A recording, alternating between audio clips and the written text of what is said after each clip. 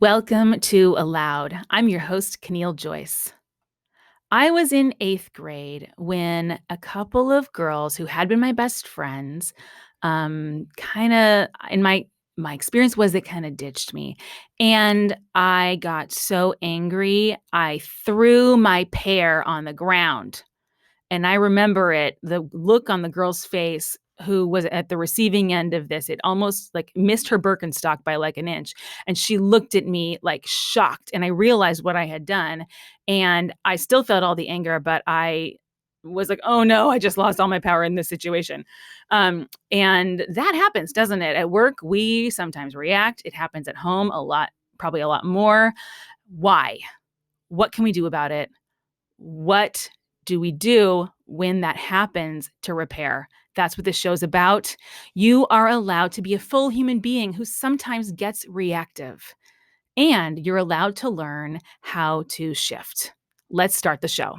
Aloud. Today, we are going to dig into reactive behaviors and drift moves. How is it that we react in a knee-jerk, immediate kind of way and don't even catch ourselves until it's too late? And why is it that oftentimes we will drift from really being aware and present? Probably this is happening a lot more than you currently realize because it can look a lot of different ways. And once you are aware of it, you now have an opportunity where you can become effective again. And you can have a little self-compassion because guess what? We're all human beings. Human beings are completely animals. We are hardwired to recognize threats all over the place. We have our own inner wounding. We have whatever big T traumas, small T traumas. We have the dynamics we grew up with. Sometimes stuff is just going to like hit us in that raw spot and we're going to react, or we're going to just want to drift away from really being aware of the situation. It's so normal. It's so human. However, it really does affect us, right? It affects our relationships. It affects our conversations. As a leader of my own life, one of my biggest indicators of how well I'm doing is how few times I've reacted. How much am I consciously responding? How centered can I be with pressure on me? And if you haven't learned a lot about pressure yet, I really recommend that you go back to the episode where Beth Killow, the equine, horse leadership trainer that I've worked with in the past, she talks a lot about pressure in our environment. And I'd go back to that episode. That was episode 11. And we will link to that in the show notes at caneel.com/podcast. But pressure comes in all these different ways, and sometimes it hits us and everything is fine. Other times we react, and you're going to start laughing at yourself when you realize all of the different ways that you can drift and react that are working against you. Let's explore these reactive behaviors and drift moves. I'm not going to give you any easy solutions right off the bat.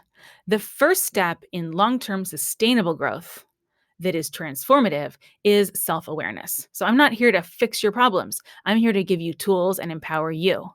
The first thing is I want all of us, I want everyone to become aware of, am I reactive? That very simple question is so powerful.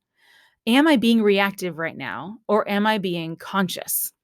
Being reactive, by the way, is another way to talk about being below the line. When I'm below the line, I'm being reactive. I'm not present. I'm not conscious, right? I'm a non-conscious leader at that point, and I'm creating probably a lot of drama and havoc in my life. If you don't know what below the line means, you can go back and listen to episode number 6, where we first explored the drama triangle. Caneel.com/podcast has links to all of the episodes, and every episode has a tool or a freebie. And there's some really fun ones about the drama triangle there for you. So check that out. When I'm being reactive, it might look a bunch of different ways. So in my example at the very top of this episode, I talked about how I got angry, instantly got triggered, and I exploded. I threw something. I think I also yelled. I'm pretty sure I did. Sorry, Allison. But also, there's other things that I might do if I'm being reactive. So let's go on a little ride together. Picture yourself the last time that you got triggered.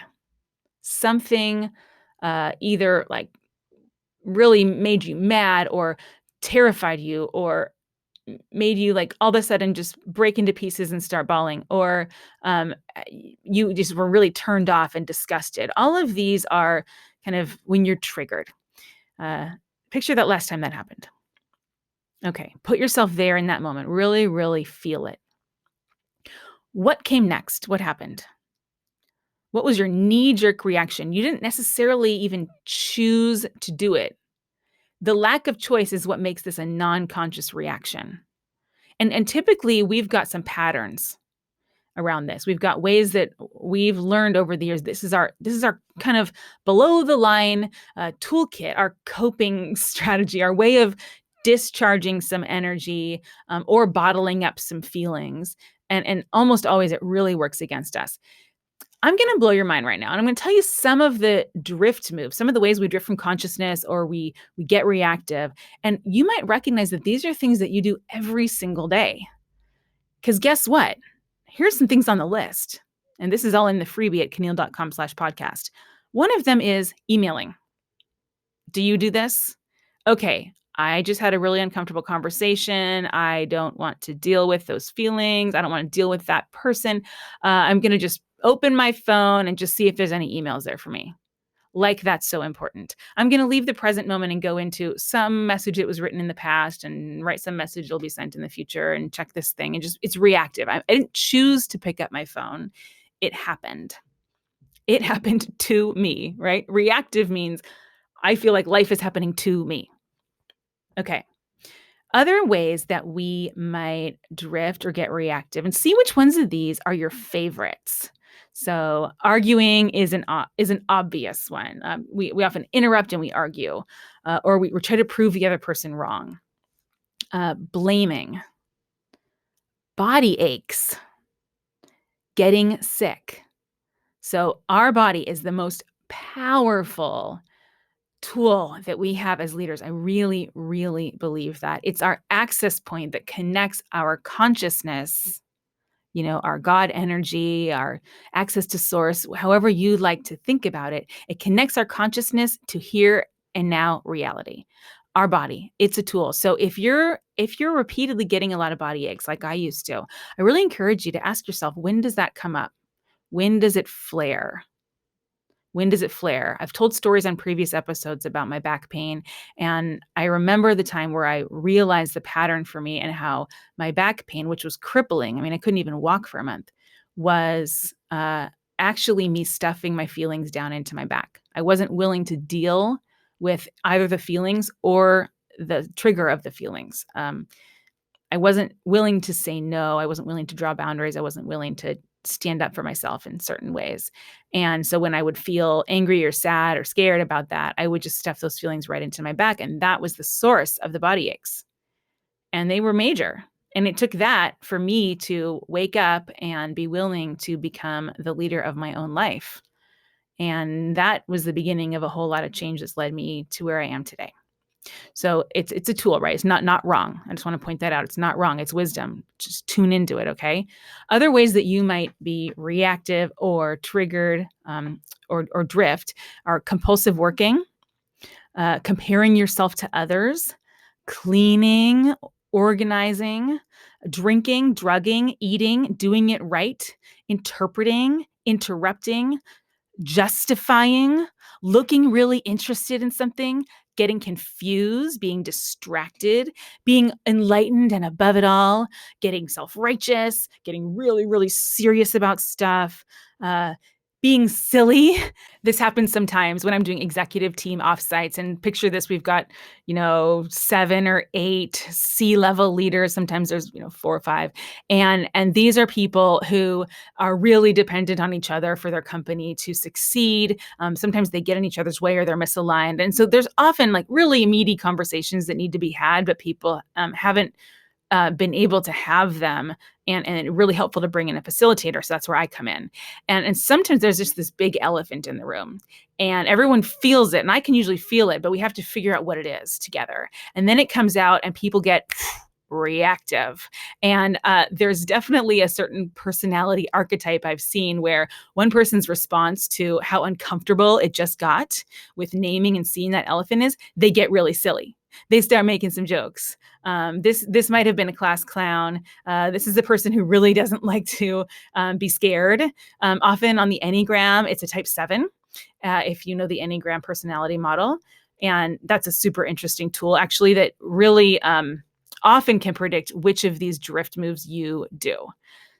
So we can link to more information about the Enneagram in the show notes at caneel.com/podcast.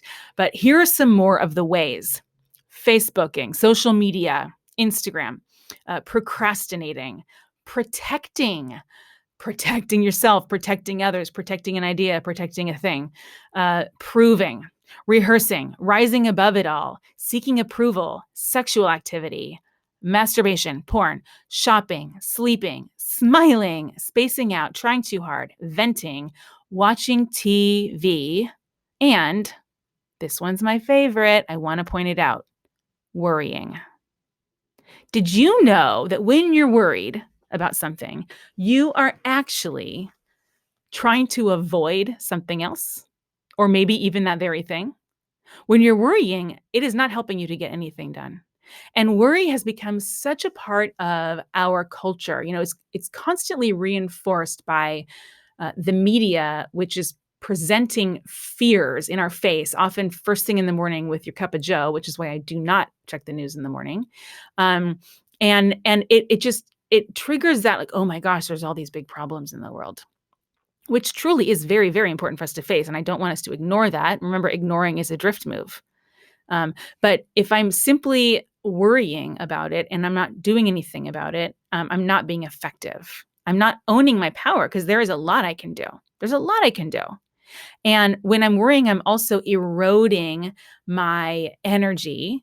I am damaging my nervous system. I am making myself more prone to being more reactive about more things, and I am not present.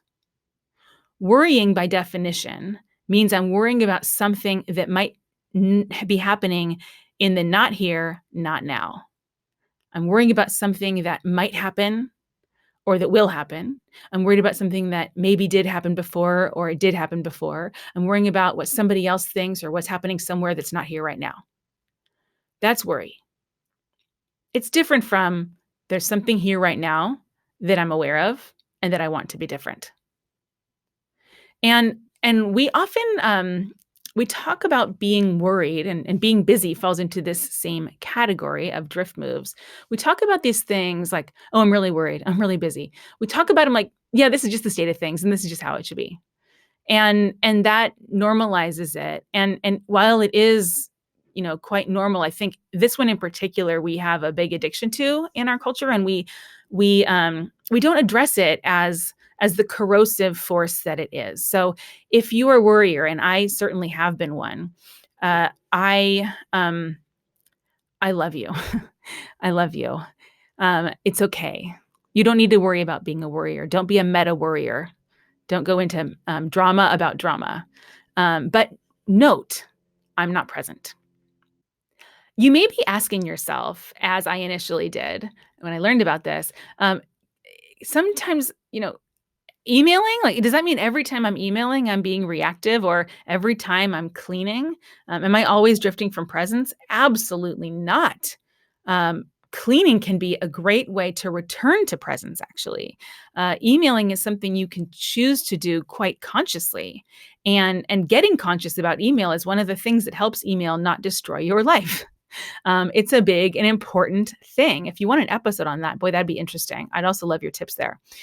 So leave a review in iTunes and let me know if that would be kind of a cool episode. So I want to address this question because it's a really, really good question, and it's very common.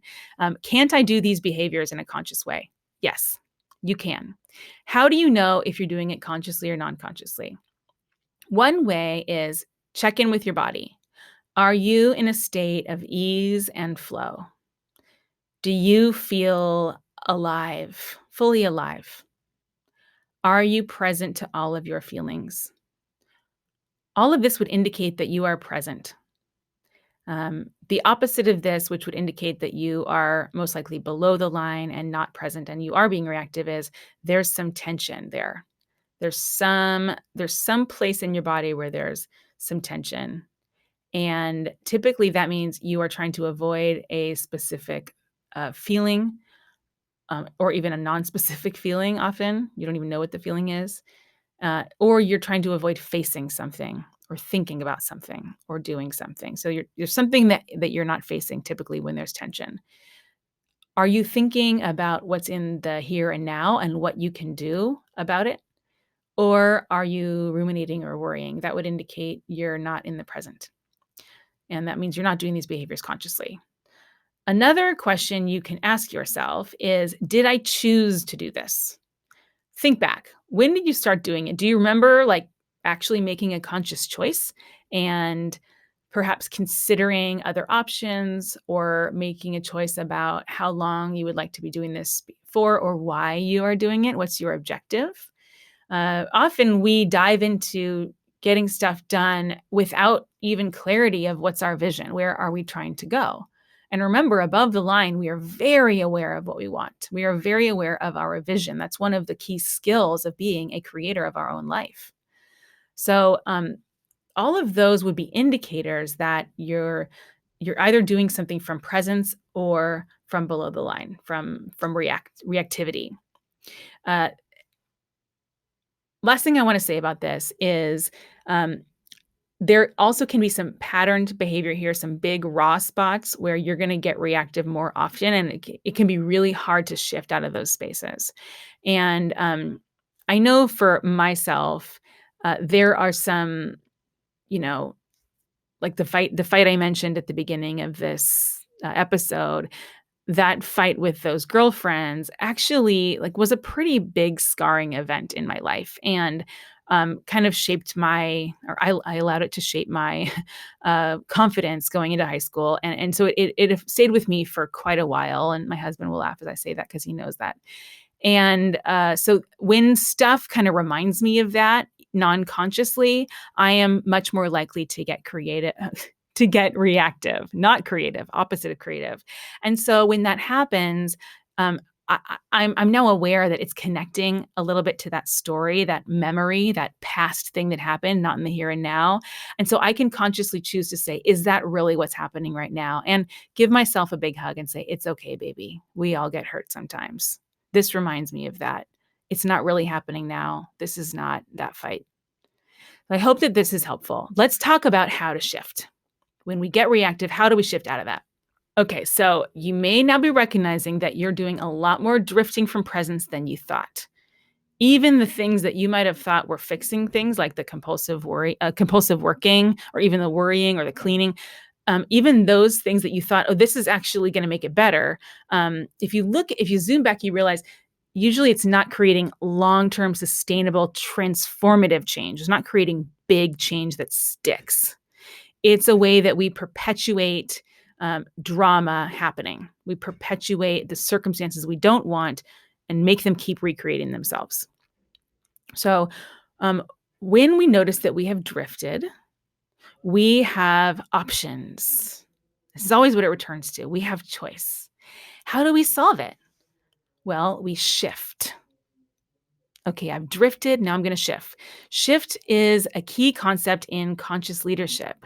And the only way that we can access the shift is if we are self-aware first, which is why I want you to download the drift checklist, which is going to be at caneel.com/podcast. So you can really tune into your favorite ways to drift. With that self-awareness, you can choose to shift, master skill.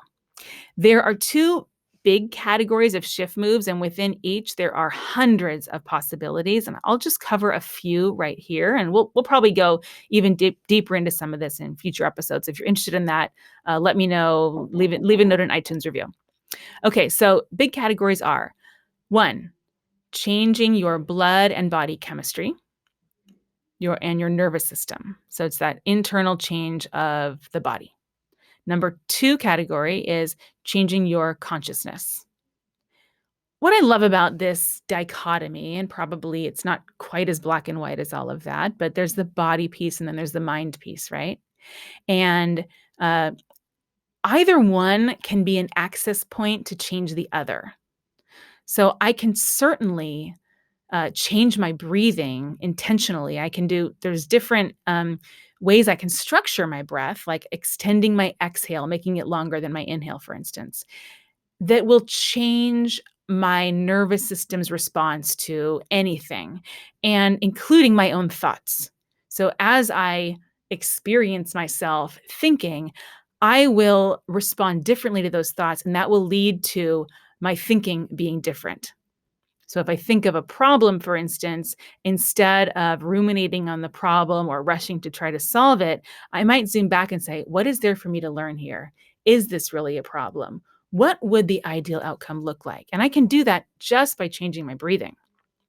Another thing I can do to access that body entry point is to change my posture. I'm a big posture person. I'm a huge believer in good posture, in part because my back pain really woke me up to how critical that is for me. And in part because the Joyce family is famous for straight up and down great posture. And thank you to my late great grandma Irene, grandmother, grandmother Irene. And she would poke us with her fingernail in the middle of our spine anytime we were slouching. And so it was this like behavioral conditioning, right? Like Pavlov's dog. Like, okay, I think it's not Pavlov's dog. This would be more of the punishment, like when you buzz the rat in the race in the maze, and he suddenly learns, oh, I'm not going to go over there anymore. So I would just feel that fingernail coming, even if she wasn't around, and I would just straighten my posture up right away. And you'll see that if you see others in my family. People are always like, wow, you have really good posture. Yeah, that is helpful. That's helpful. So if you're thinking that's just about how you look, or it's just about being polite, or it's just about, care of your spine, but you've got no back problems, so no big deal, it still matters, honey. It still matters.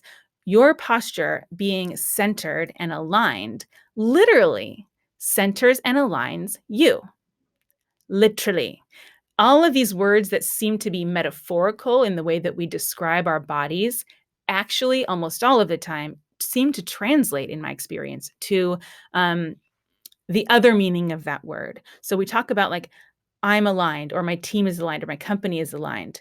When I finally learned to really align my posture, I found that I couldn't help but notice where my life was out of alignment, and I could move from center to address it. So I didn't lose my balance in an emotional sense.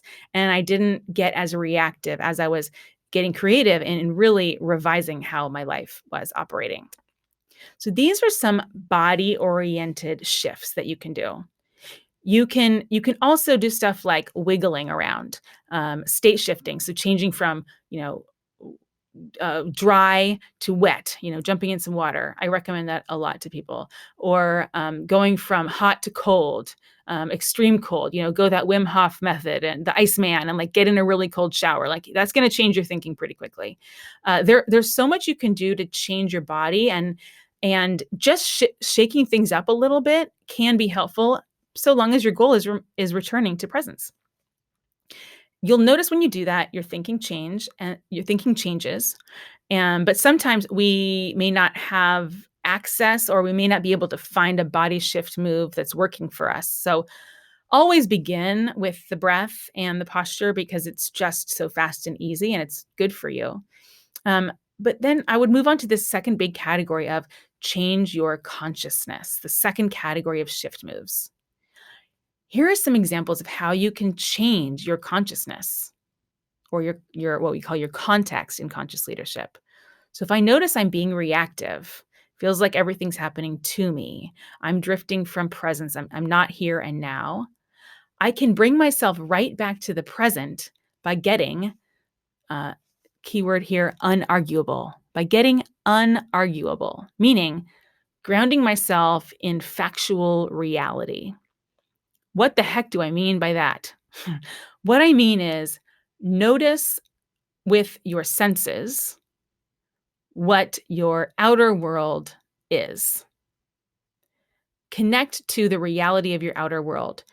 Notice, okay, there's here in my studio, there's a big white fluffy blanket hanging off a curtain rod to cover up my mirror so that it's nice, good quality sound for you. So that's the thing I noticed. I noticed there's a white blanket over there. I notice the desk, and I notice the temperature is really moderate. Because I'm actually searching for things that are in the here and now, I'm now very much in the present. I also can notice things internally. And this would include my emotions, my body sensations, and for the advanced mindful among us, the quality and nature of my thoughts. And I can notice those thoughts because I realize that I can zoom back behind and observe that there is a thinker in there, but that I am not the thinker. Okay. Lots of references to point to there. It's way too big of a topic to dive into today, but I'll link to some of my favorite books on this subject of mindfulness in the show notes.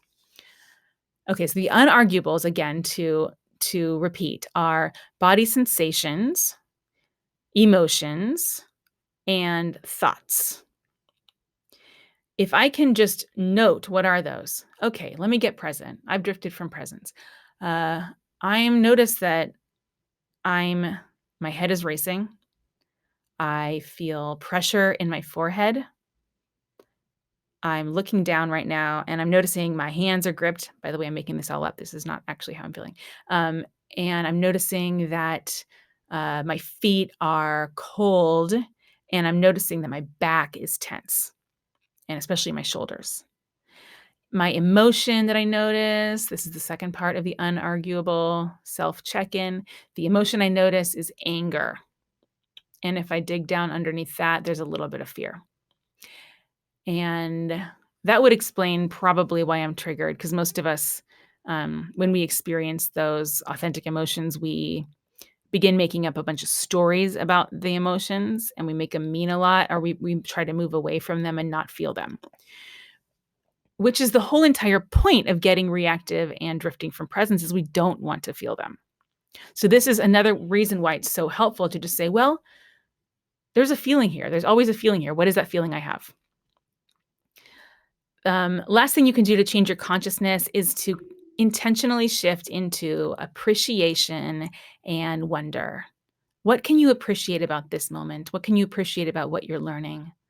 What can you just be in awe of and wonder about and notice, like, just the bizarre and incredible nature of life, and how often it's chaotic and how it presents us with these challenges that we can learn from. There's so much that we can have wonder about. So for now, this is a good cover of the basics. And I want you to circle your top 5 favorite drift moves, and then go into our podcast community group on Facebook, which we will also link to at caneel.com/podcast, and let us know, what are your favorite drift moves? Once you have identified them, you can notice and you can choose to shift. And we gave you some good tools for doing that right here. Another fun thing you can do is share this list with somebody who knows you well. So in my year-long leadership development program and in the Forward Fearless program, I have my clients share this drift list with a coworker, a co-founder, or a friend, and sometimes their spouse. And then they have them say like, how do I drift? How do you see me drift from presence? And sometimes what comes back is stuff you didn't even realize you were doing, or you didn't realize you were present while you were doing it. It's really interesting. It's a really interesting conversation. And then you can do it for them too. It's a favor. That's it for this week. I am so grateful that you have chosen to spend your time with me today. I really look forward to hearing about your favorite drift moves in our Facebook group. Again, the link to our Facebook community group is available at caneel.com/podcast. Go there right now. Don't forget. And I can't wait to see you here next week. Have a great week.